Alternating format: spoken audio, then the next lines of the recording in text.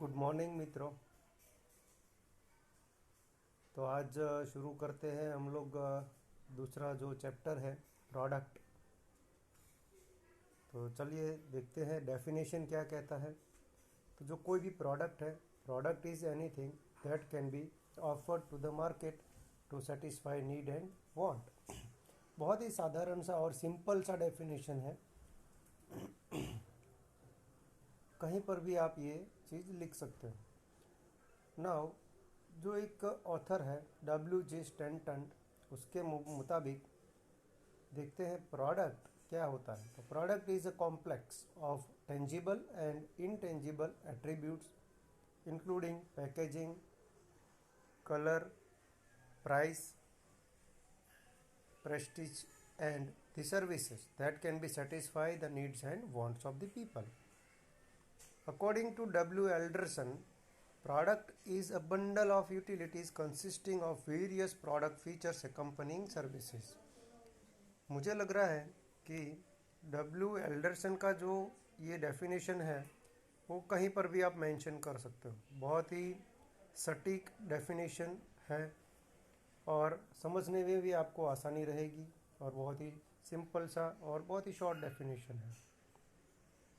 अगर हम बहुत ही सिंपल शब्दों में देखें तो ये होता है simply a product can be understand as a bundle of benefits physical as well as psychological that marketers want to offer or bundle of expectations that a consumers wants to fulfill। यानी कि अगर कोई product है, physical product है, तो आप benefit कह सकते हो। अगर सर्विस है तो उसमें आप बंडल ऑफ एक्सपेक्टेशंस, जो कि कस्टमर्स को क्या चाहिए, तो उसके हिसाब से देखा जाए तो वो होता है बंडल ऑफ बेनिफिट्स। देखते हैं प्रोडक्ट के अलग अलग लेवल्स हैं। तो कस्टमर्स वैल्यू हायरार्की भी बोलते हैं। Each level adds more customer value and it constitute a customer value hierarchy. यहाँ पर ये हम डिस्कस करें उसके पहले मैं आपको एक डायग्राम दिखाना चाहूँगा कि ये जो डायग्राम है उसके हिसाब से ही हमें देखना है। तो सबसे पहले आप देख सकते हो यहाँ पर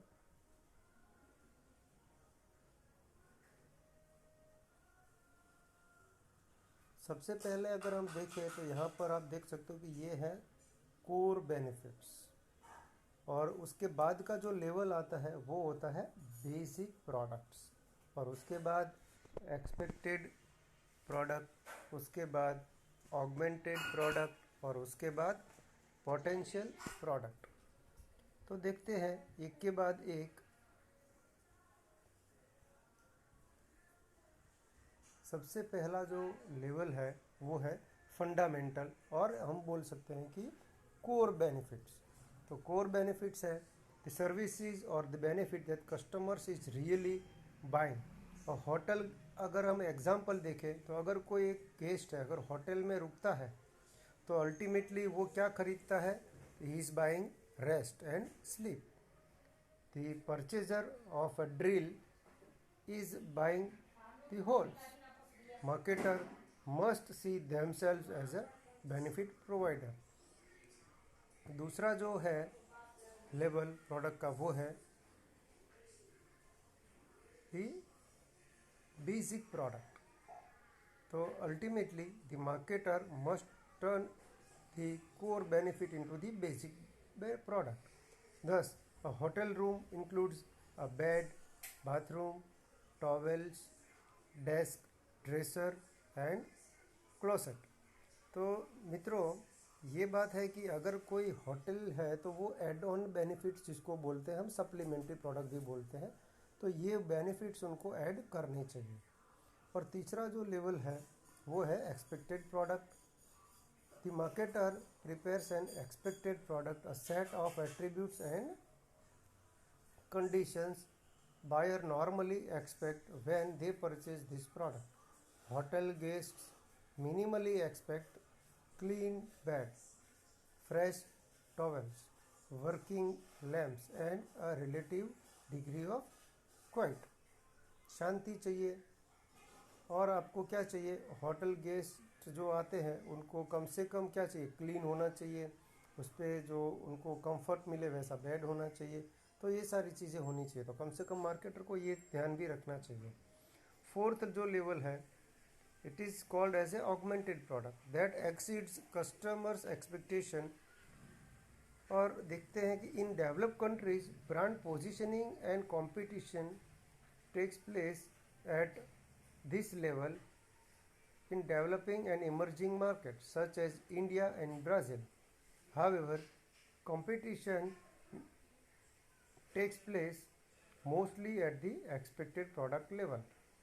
तो जहाँ पर देखें तो कंपटीशन का सामना करना पड़ता है अल्टीमेटली। यहाँ पर अगर जो कोई मार्केटर है अपनी जो ब्रांड या सर्विसेज जो है या तो प्रोडक्ट है उनको अल्टीमेटली कितना अलग और हटके दिखा सकता है और क्या यूनिकनेस उसमें ला सकता है, वो कहने वाली बात है यहाँ पर।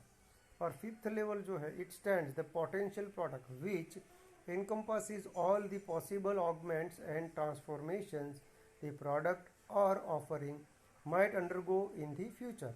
Here is where companies search for new ways to satisfy customers and distinguish their offering.